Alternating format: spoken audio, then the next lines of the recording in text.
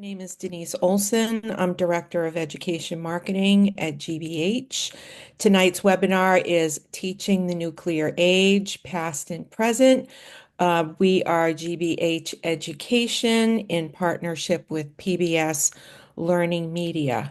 And we are grateful to the Carnegie Corporation of New York for funding and supporting this project.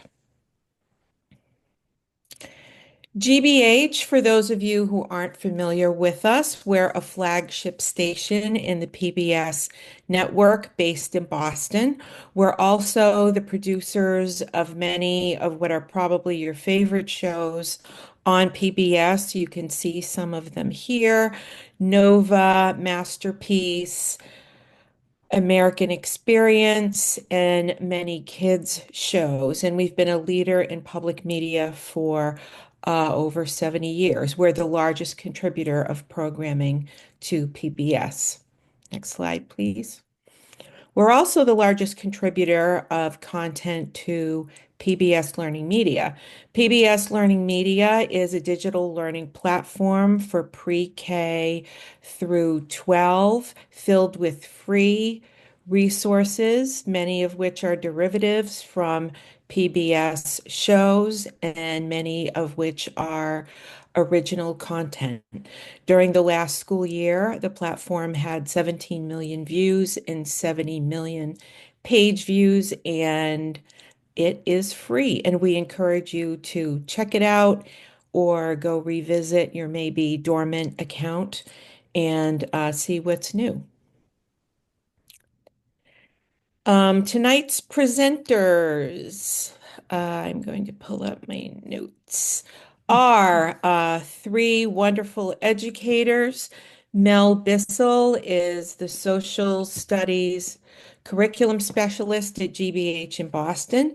Mel's a career educator who has worked in high schools and middle schools as a teacher and curriculum coordinator. She was a teacher educator for Boston College and in school-based settings. Her experience includes teaching and administrative roles in schools serving students from low-income families. Kristen McManus is a high school social studies teacher at Littleton High School in Massachusetts and the grades 6 through 12 history and social science coordinator in Littleton. She has taught various courses in her 18 years of teaching, ranging from U.S. History Survey courses, World History courses, AP courses, criminal justice and law, facing history and ourselves, and much more. Nikki Siriani is Marketing and Outreach Manager for GBH Education. She's a former teacher and therapeutic mentor, and at GBH manages and collaborates on programs engaging youth in STEM and civics. She specializes in developing and implementing culturally relevant educational media that involve youth, educators, and communities. So thank you all again for joining us, and I will now turn it over to my colleague, Mel Bissell. Great, thank you, Denise. And just to get started, if people can respond super quickly in the chat to this poll, middle and high school students today are interested in nuclear weapons and policy. Few strongly agree, that's a 1. 5 would be strongly disagree. And we just want to take a quick poll to see what you're seeing with your students in terms of interest. And I'm seeing already a good number of 1s, but 3s, 4s, 3s, 4s in the middle, 2. Sue, if we could go to the next slide, I'm seeing a lot of 2s and 3s and 4s, which I'm actually encouraged by. I don't think I've seen any 5s yet. The point of this collection is certainly to teach plenty of history and for students to understand nuclear weapons and security policy and its history, but really to connect it to today and decide how nuclear weapons and security policy impact their world right now. And so we know there's a lot of competing interests, and students are interested in many things, in climate change, in democracy, in diversity, and all sorts of things. And so we want to make sure they know this issue is also vitally important. And if we could go to the next slide, Sue. Just in case you need a reminder, here's a small selection of headlines from 2024, most from the fall of 2024, showing just how many nuclear concerns there are. And these are taken from news sources globally and they show that there's just a whole variety of issues and concerns, and there's some positive news in there as well. But this is truly a topical issue, and we want students to really care. Next slide, please. So tonight, our agenda will be first to go, and this will be most of our time, will be go over the collection. We'll do an overview of the collection. We'll do demonstrations of about 8 of our resources. And then we want to make sure this is practical. And we're really lucky tonight to have Kristen McManus, who was just introduced to you, who's an experienced teacher in general, but has also taught some of the collection already, worked with students, and will be teaching more. She also has great familiarity with PBS LearningMedia and just the ways these resources can be used in really practical ways. So we're really happy she's here to share teaching strategies. Towards the end, then we will get to some exciting student-created media, which I know you will enjoy seeing, ways to get your students really involved, and then we will wrap up. Okay, so the next slide, we're going to go through the collection, and next slide, please, Sue. The goals of this collection, which includes 13 resources, is to increase student awareness of the nuclear-armed world. Too often, this topic has sort of fallen off of standards, fallen off of what teachers are able to teach due to time constraints or because there's a shortage of resources that really work for them. So we want to make sure we increase student awareness, and we want to go beyond the traditionally top topics. I saw in the chat that many of you are doing World War II, Cuban Missile Crisis. That's great. Those are vitally important, but we want to go beyond that and tackle some more recent issues surrounding testing, treaties, and just a wider variety of topics. And then, Kristen, if you can share the second 2 goals. Sure. What I love about this collection is there are interactive resources, there are video resources, and a variety of other things that you'll soon see that come with it, such as background guides and independent student activities. And this collection is literally made for students and teachers by students and teachers. And it provides resources that we could use right away in the classroom or that we can edit them for our own needs. And it provides various topics from various perspectives. So it's not one-sided. It really does provide all sides. And what's great as well is that it does link to state and national standards as they exist now. Thanks, Kristen. But for all of our resources as well, and all 13 are listed here. I just want to remind you, these are supplemental resources. So we've designed them so they can be incorporated into your existing U.S. history, world history, current affairs classes, and that they're foundational. Students really need the foundational vocabulary and concepts in order to tackle some of the tougher topics. So those are 2 priorities as well. In terms of the resources, all of them, and Kristen just alluded to this, contain all sorts of supports. They all include an essential question, supporting questions, and then you're going to see some combination, usually multiple of these discussion questions, vocabulary, glossary, background readings, student activities, and of course, connections to standards to support all of these resources, whether they are interactive resources, which are listed up top, or video resources. For the interactive resources, you'll see the examples in a minute, but in general, think of student-directed resources that they can go through. They can be self-paced, they can work independently, groups, pairs. Teachers really have given us positive feedback on those. They can even be used as sub-plans. We try to make them really plug and play. And then the video resources, we love those because they cover a wide variety of topics, and teachers have given us feedback that these are helpful because they don't necessarily take up a full class period, so that teachers have an easier time working them into their busy schedules. Okay, and if we can go to the next slide. So now it's time to dive into the specifics, and we're going to start with Nuclear Basics, which is an interactive lesson. So what this is an interactive lesson, which includes 8 pages, and students complete a sequence of 8 pages. They go through, the pages contain various media that can contain images, videos, primary source text, and they demonstrate on pretty much every page something they've learned, and at the end, there will be a culminating activity. We did this Nuclear Basics because we got information, particularly from college professors, that students know very little about nuclear weapons when they arrive at college. It's not, this topic isn't taught widely and is not taught consistently nationwide. So we want to start with the basics. So all students will have that foundational vocabulary and understand the basic concepts before they move on to the more challenging topics. So they will learn words like tactical weapons, strategic weapons, fission, fusion, proliferation. They'll learn those basic terms so they can treat this as a gateway resource to later resources.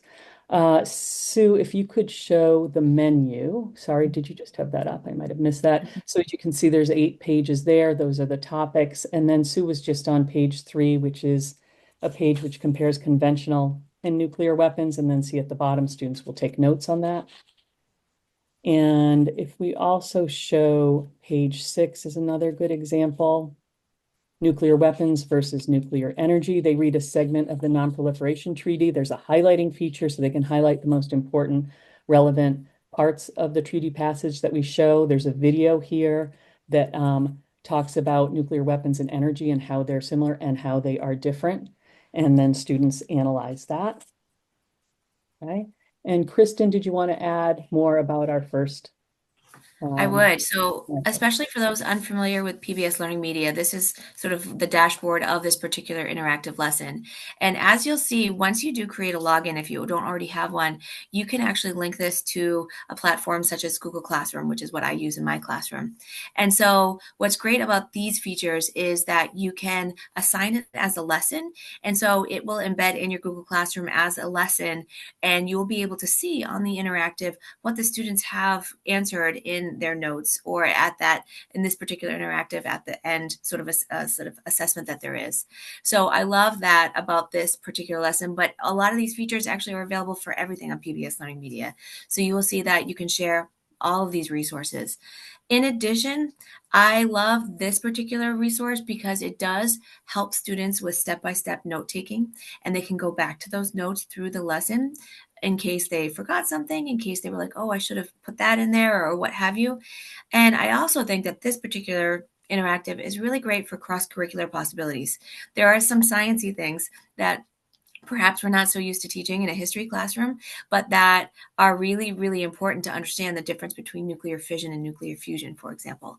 And so these are just a few of the things, and I'll touch upon some more as we continue on with the rest of the webinar. Great, thank you. Before we get to the next interactive, another agree-disagree poll question. Teaching about post-Cold War nuclear weapon issues is as important as teaching Cold War era issues. Agree or disagree?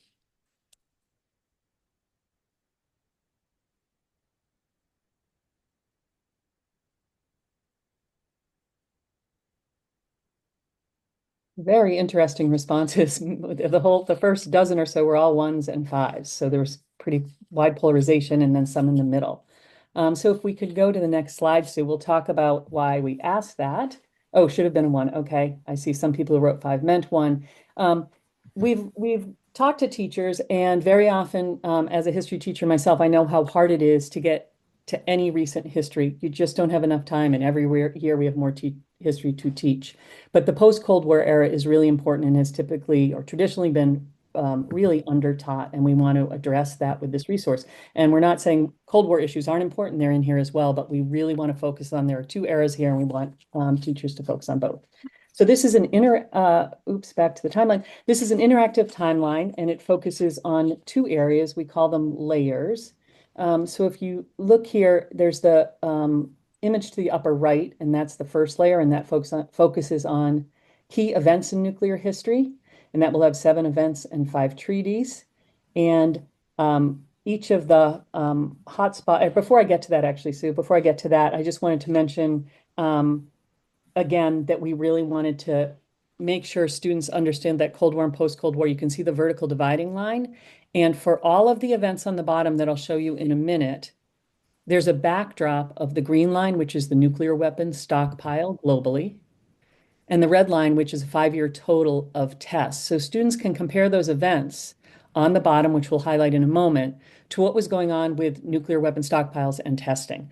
So Sue, if you could show, for example, 1963, the Partial Test Ban Treaty. So students, if they click on this hotspot, get an image of the Partial Test Ban Treaty, and then they have text there that shows Article 1 and a description of the treaty.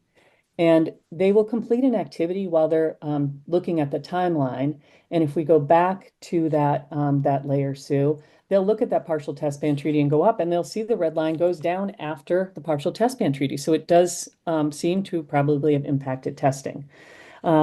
If we go to 9/11, another example of a hotspot, this is actually a video.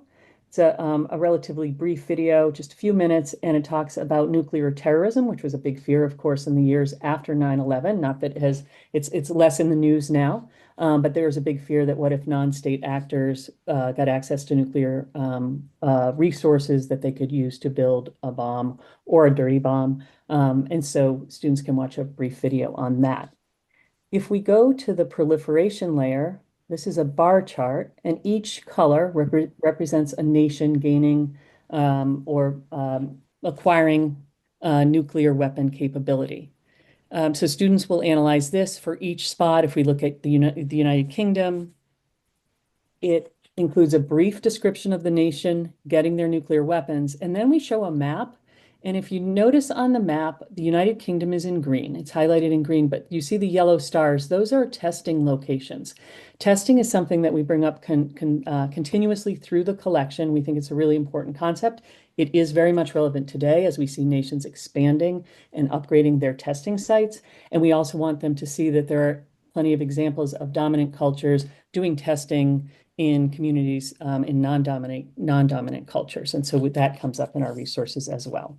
And then finally, Sue, if you could show the student activity, they're not just blindly going through the timeline. They would answer questions. The first 5 questions on this just make sure students understand how to use the timeline. They're very straightforward. The answers are at the end of the resource. And then we have a section where they look at the Cold War era and answer questions based on information they get from the timeline. And then there's a post-Cold War section. And then at the end, they compare those 2 eras in answering the essential question. Okay. And Kristen, did you want to add? I did. Sue, if you wouldn't mind going back to the dashboard for a second. Just to walk you through a little bit more about this dashboard, I know I sort of focused on the left-hand side so far. On the right-hand side is also equally important on this dashboard. So for example, if you look at the teaching tips, what's wonderful is this little pop-up will come up, and not only does it have essential questions, it has supporting questions, it has historical thinking skills. It gives you advice on what to do before you launch the interactive, on perhaps vocabulary you should make sure that your students are familiar with. It gives advice on what you should do while you use the interactive, and even after. So perhaps maybe for further enrichment or further discussion and all of that jazz. So I find this to be super helpful. If I were to have an administrator come to me and say, what are the objectives of this lesson? This is something that could help me guide me through that. Now, as I already mentioned, all of the resources are also linked to our standards. And so if you were to look underneath the interactive, there's a button there that says standards. And as long as, what happens when you log in, you say where your local station is. And for us, this is in Massachusetts. And so right here, it links directly to our standards too. So again, you have that administrator that wants to know, how does this fit in? And boom, it's right there for you. And then the last thing I wanted just to put a plug in for the interactive student activity that Mel was talking about. What's wonderful about that is it's editable, which means that, let's say you are teaching more middle school. Let's say you're teaching students who maybe don't want or have the capability to do 16 questions, or you don't have the time in your lesson to be able to do that either. You can actually edit that copy and you can pare it down for what you really need. And then lastly, the last thing I really love about this interactive timeline is that I think we have all probably fallen into the trap of really teaching nuclear weapons, as Mel had said before, Cold War and from 1945 to say like 1989. And then, thereafter, maybe not so much.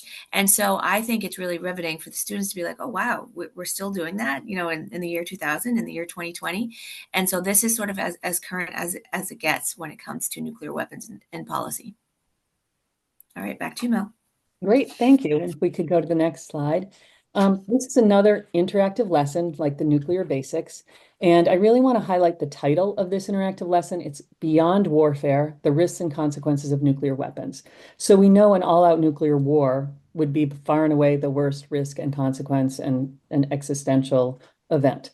But experts pointed out to us very clearly that students might feel some comfort in the fact that we haven't had that since or we haven't had it at all, and we haven't had any nuclear weapons used in warfare since 1945. But that does not mean that there aren't risks and consequences. I also want to add that for students and for teachers who want to teach about what would happen in that worst case scenario, there is a video resource called Global Nuclear War, and that is covered very clearly there. This resource talks about all the other risks and consequences and costs. I want to show the menu first, if that is okay, Sue. And as you can see, there's sort of something for everyone in this resource, which I really like. We begin with why do nations develop and test nuclear weapons, and students learn a little bit about deterrence theory and prestige, nations wanting weapons for prestige.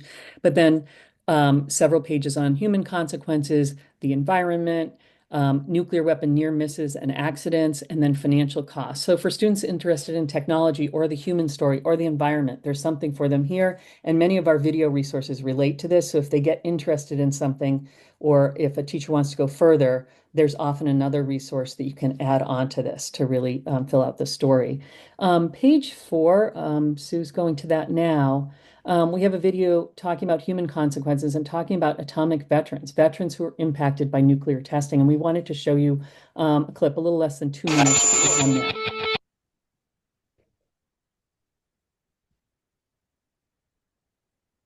Not to put you into something like that. As the Cold War heated up, atomic testing expanded to American soil, allowing the military to assess new weapons quickly and develop strategies against possible nuclear war. In Nevada, military personnel were stationed closer to the blasts than ever before.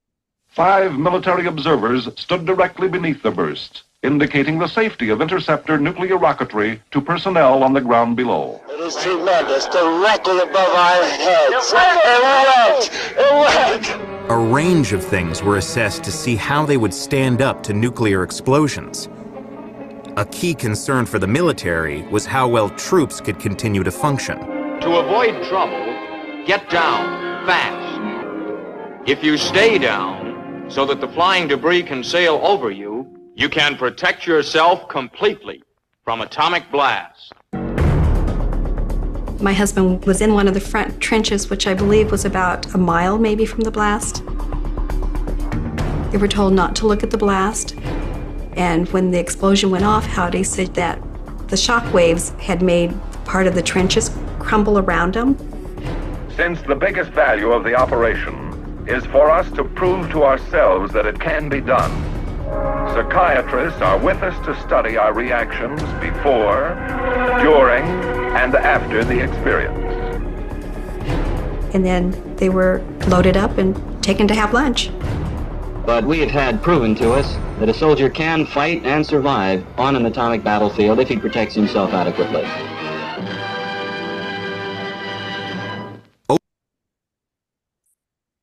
So pretty compelling, and probably, students will engage in that, see them using a broom to sweep off supposedly, nuclear waste, which is pretty shocking. The other part of that video, which we did not show you, covers atomic veterans in the Marshall Islands and what happened with them.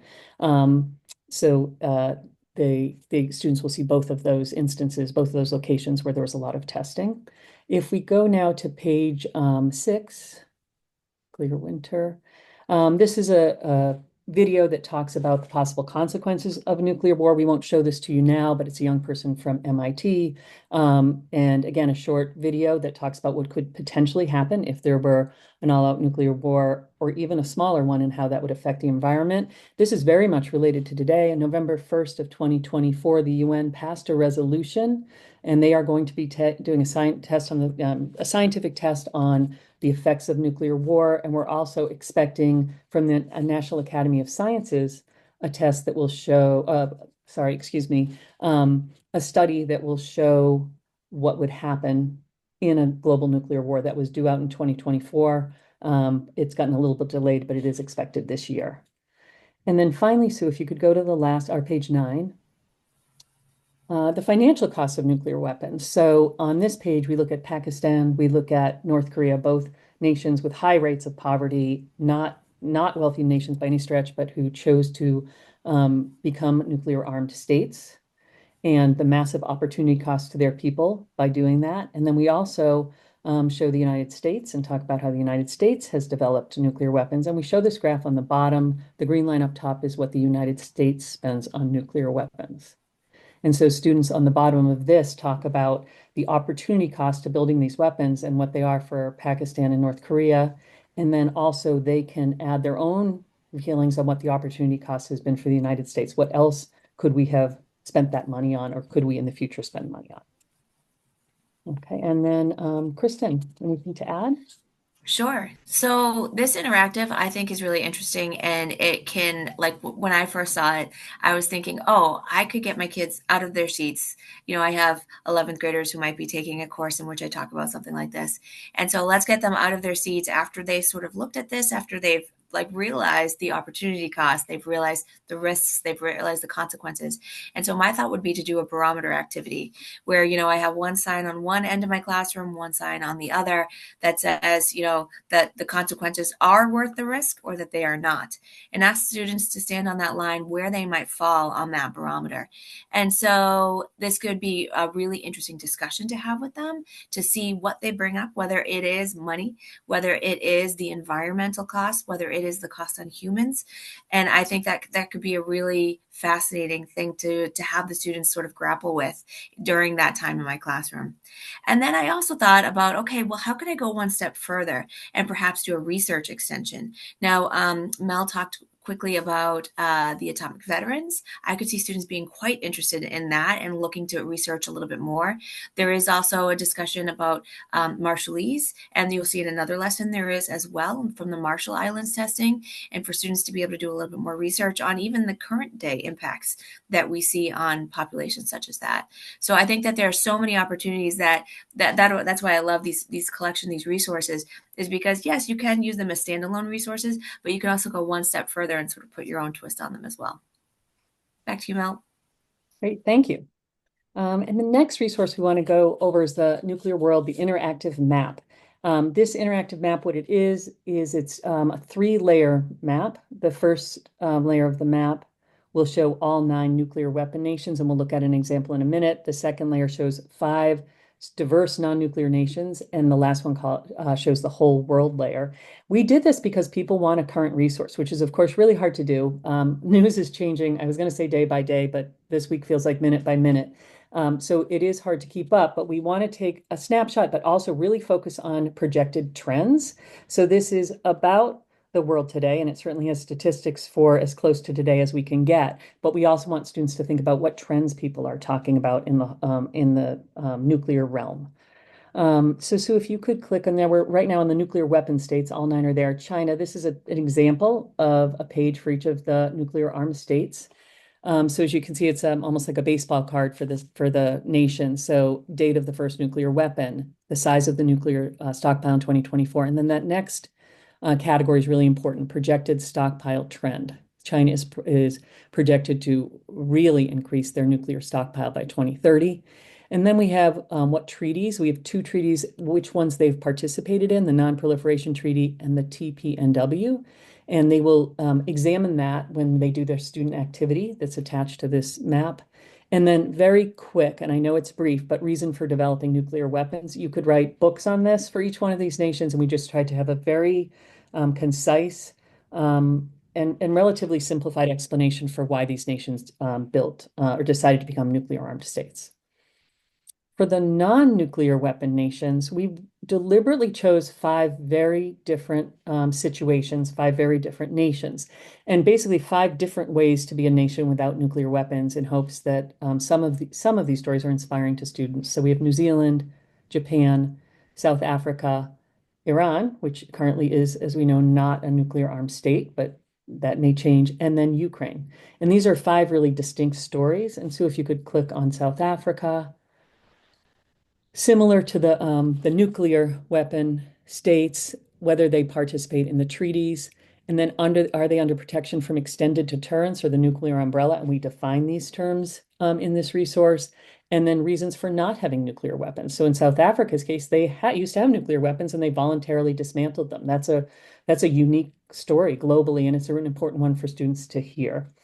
And then finally, if we go to the whole world layer, we have a graphic, but we also have text. And the text here I wanted to show you projected stockpile trend for the world, and then how many nations worldwide are participants or supportive of the two treaties I named earlier.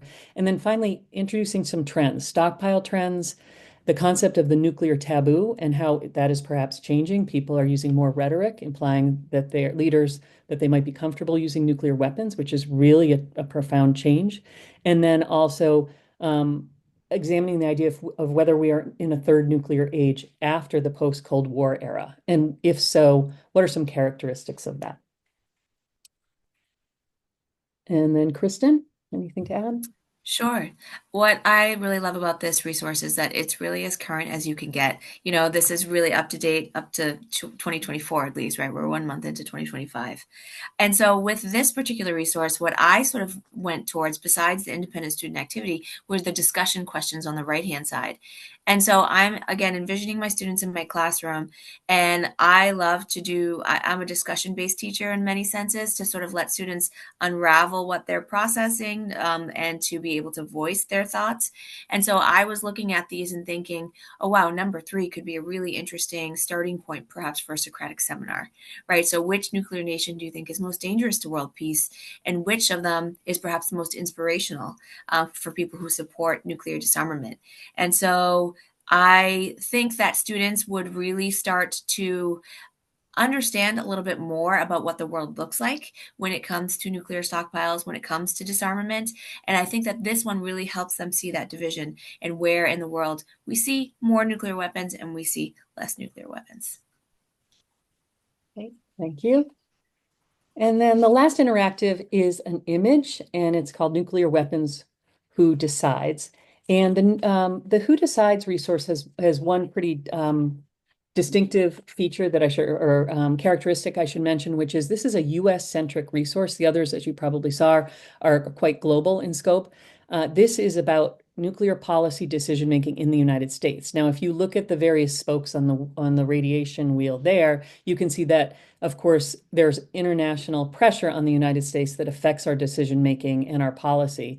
International organizations could affect it, adversaries, allies, and partners. But students in this, in completing this resource, will really grapple with deciding who they think of all 8 of these, who has the most power, and is it a good idea or a bad idea that they have as much power as they do? Anything to add on that, Kristen? Sure. When I was thinking about this, I was thinking about how so many of my teenagers, you know, in my classroom think, well, I'm 16 years old. What say do I have in any particular issue at any particular point in time? And so this shows them, hey, you know what? People actually have more of a say, or they have more of an influence than really you might think that they do. So if you were to click on civic groups, or you were to click on the allies and partners, these international organizations, the voters even, you'll see that, you know, actually there are these civic organizations that really have put themselves out there in support or against nuclear weapons. And so I really love that, especially if there's the voters there. And especially when we think about who we vote into office, right? And those decision makers and what they might decide at any given point. And then if we go back to the dashboard too, I really sort of took to discussion question number 3 in particular. And that one mentions that, you know, our population is over 8 billion people, right? And the number of non-nuclear nations is far greater than that of nuclear nations. And so it asks, you know, given this reality, is the current decision-making structure ethical? And so that sort of goes deeper than I think a lot of students think about in their traditional history classes, right? I like to say to parents during a parent-teacher conference, you know, history is taught much differently than, you know, it's not about memorizing facts. It's not about memorizing dates. It's about getting students to think critically and deeply about topics that are both in the past, but that also, of course, impact us today. And this is one of those questions that really get at it. Back to you, Mo. Thank you. So next slide, we're done with the interactives and we're about to go into videos, but if you want to note in the chat an answer to this question, we'd appreciate that. How would you use interactives in your classroom, and how do you think your students would respond to these interactive resources?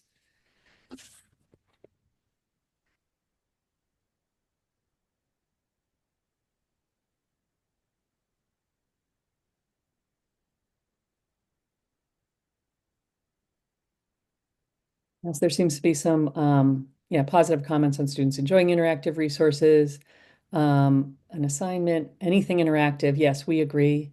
Um, Great. And we'll keep reading those, but in the interest of time, we'll move forward because I really want to make sure you get to see some video, some more video. So the 1964 ice cream ad is our next resource. This is a very short video. It's under 60 seconds. It's actually 50 seconds or so, and it's one of Johnson's two famous ads. You probably know the Daisy ad as well. And it's would like to show it to you, and then we'll tell you why we included this resource. Do you know what people used to do? They used to explode atomic bombs in the air. Now, children should have lots of vitamin A and calcium, but they shouldn't have any strontium-90 or cesium-137. These things come from atomic bombs, and they're radioactive. They can make you die. Do you know what people finally did? They got together and signed a nuclear test ban treaty, and then the radioactive poison started to go away. But now, there's a man who wants to be President of the United States, and he doesn't like this treaty. He fought against it. He even voted against it. He wants to go on testing more bombs. His name is Barry Goldwater, and if he's elected, they might start testing all over again. Vote for President Johnson on November 3rd. The stakes are too high for you to stay home.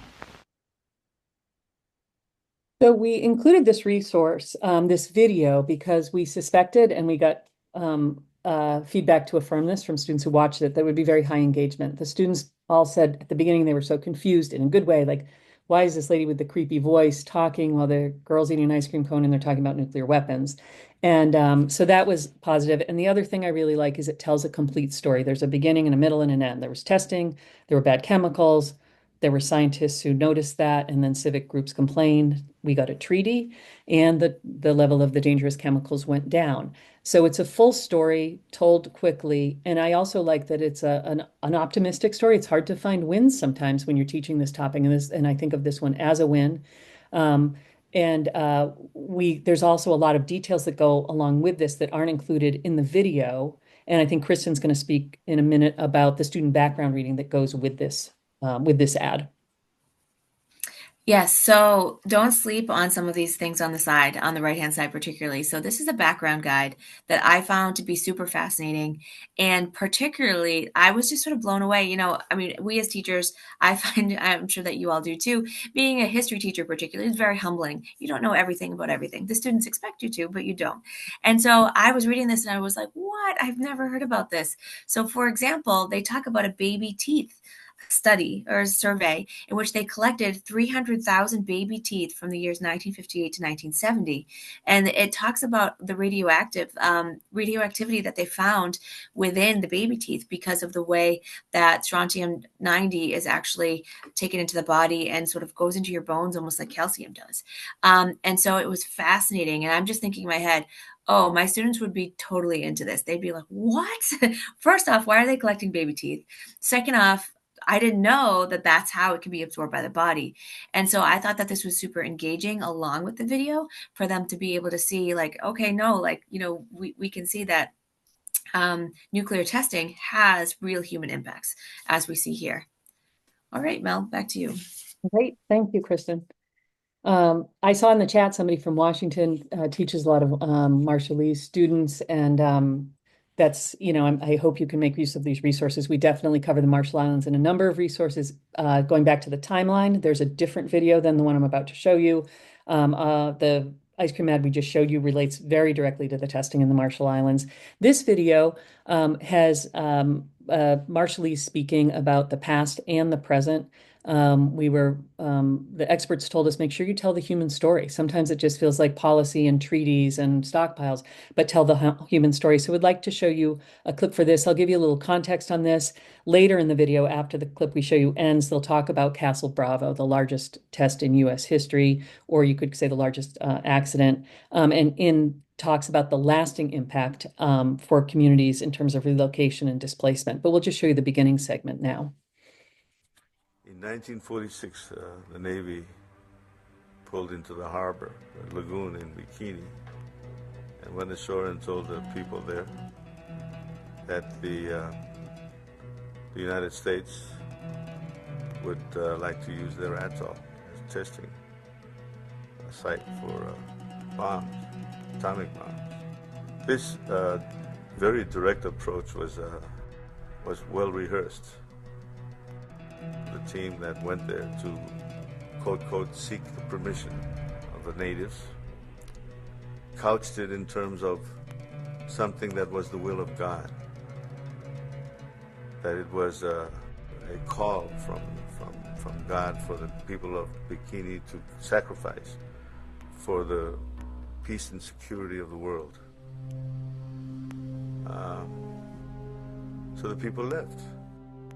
Aniweta Atoll was also evacuated for the tests.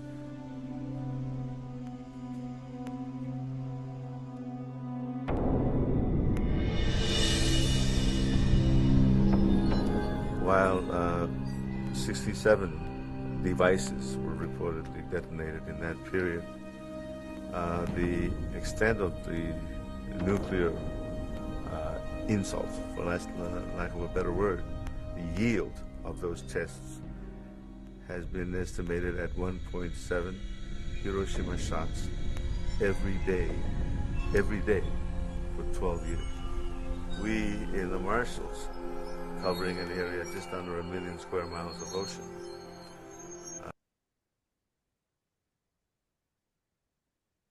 So that's, as I said, Marshallese speaking about the nuclear weapon testing and/or accident, depending on how you phrase it. And Kristen, did you have something to add on that? Sure. If you wouldn't mind, Sue, bringing up the essential question. So I teach a Facing History in Ourselves class, and we look at why do humans make the decisions that they do, the choices that they do. And a lot of the class is in discussion about ethical responsibilities of human beings. And this, I thought, this particular video was really eye-opening. And it shows that the history of our global society, going into places like the Marshall Islands, into various places in the world, and what happened as a result, what that human impact is. In addition to that, the background reading for this particular resource actually goes and references Aboriginal populations in Australia, and it also references the downwinders, which is a population of people here in the United States. And it talks about the human impact and the radiation poisoning, the radiation sickness that these people experienced. And so this, again, is something that my students would grapple with and think about the ethical dilemmas beyond these choices that these countries made to do these testings in these countries, and also the population of indigenous people within those countries and within those locales, and how that impacted them. And that is something that we focus a lot in that class, to talk about indigenous populations and how decisions of governments, whether it was colonizing governments or otherwise, might have made on their particular population. So I found this to be really powerful, and it was something that I think personally I would probably use on a population of students who was a bit more advanced, or would be able to sort of handle sort of this heavier topic for sure. And that's just, of course, a plug for teachers everywhere to make sure that you preview things before you look at that for your students, to make sure that you think that it'd be appropriate at any point in your classroom. We are running short on time, so I'm just going to describe the remaining videos quickly, because I want to make sure you get to our Youth Media Challenge information. We have a video that looks at deterrence theory and also discusses disarmament. Attached to that is an activity that gets into all three of the main theories: disarmament, arms control, and deterrence. And students analyze primary sources, political cartoons, and learn about those three theories. The next video is music and film in the nuclear age. This one is really fun. Two of our experts commented on films and music from three eras: the 40s and 50s, the early 60s, and then 1983. They did The Day After and War Games. Highly recommend these videos. There's 4 in this one resource. They're all short and super engaging.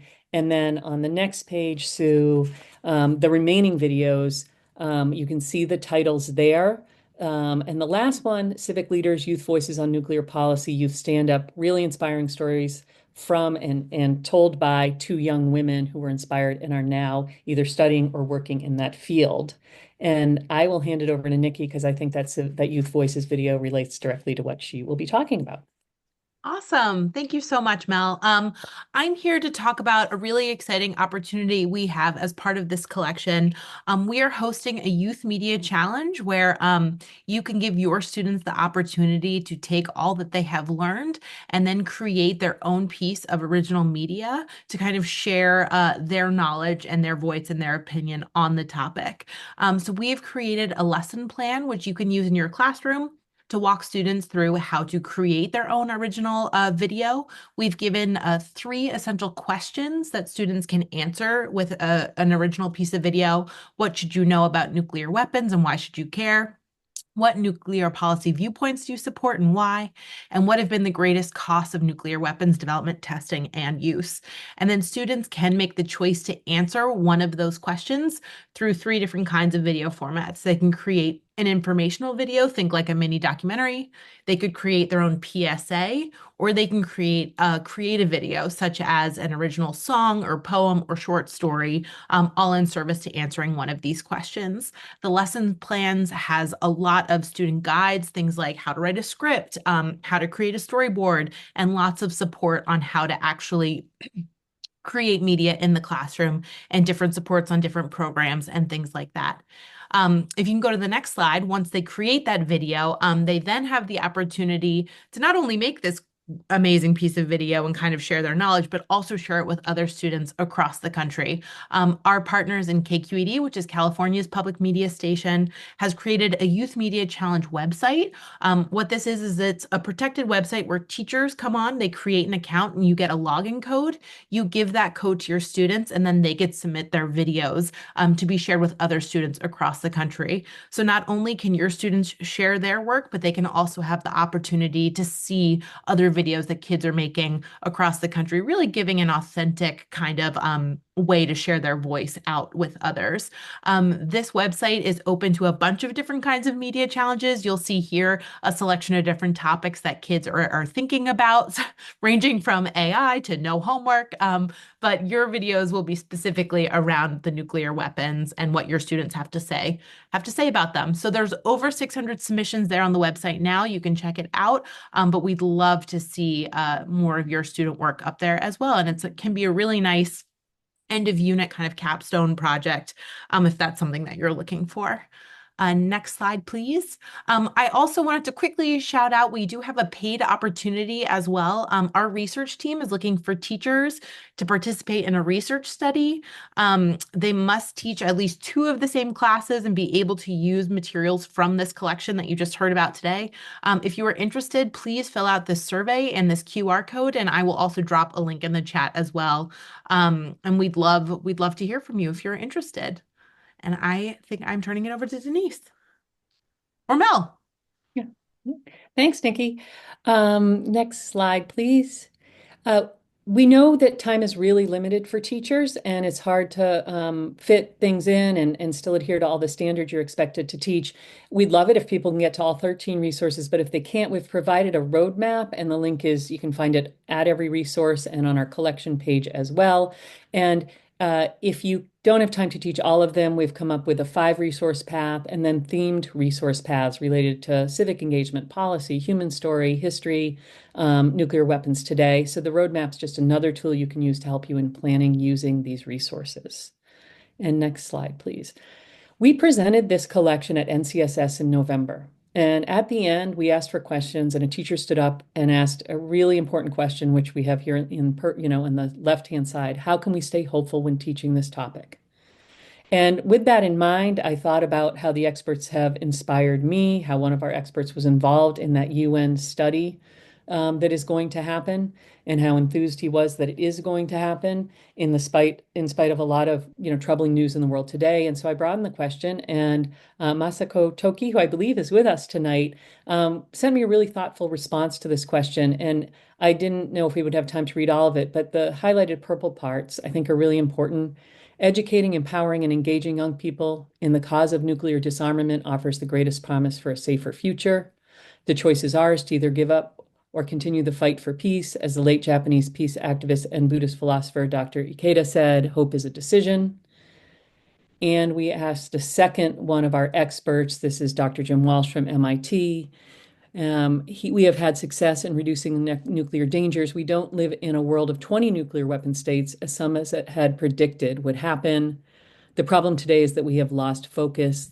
That success demonstrates success he mentions in his first paragraph. That success demonstrates that it is possible to succeed if we want to achieve it. It is not a lack of ability, it's a matter of will. And then literally nothing prevents us from dismantling a nuclear weapon. And as I suggested above, we have done it literally thousands of times. We know how to do it. When we finally decide to make it a priority, we can do it. So this is really, and I found these responses from our experts to be really inspiring. Okay, and next slide in the chat, if you'd like to note one or two resources that particularly interest you and how you might use them, and any questions you have about the collection, that would be great. And I think Denise, while you're doing that, Denise has a few closing comments. Yes, just wanted to point out a few other social studies resource collections that we have on Learning Media. We'd encourage you to browse. We have collections from Frontline and American Experience in our very popular U.S. history and civics collections. And there are also some Frontline short docs in the Frontline collection that are short documentaries that they've done. Next slide, please. So we'd like to hear from you. This is a survey that you can take about tonight's webinar. And if you complete the survey, you'll get a certificate of attendance that you can bring to your administration for credit. Feel free to put your questions in the chat, or you can email us anytime with your questions. Next slide, please. Email us at education@wgbh.org.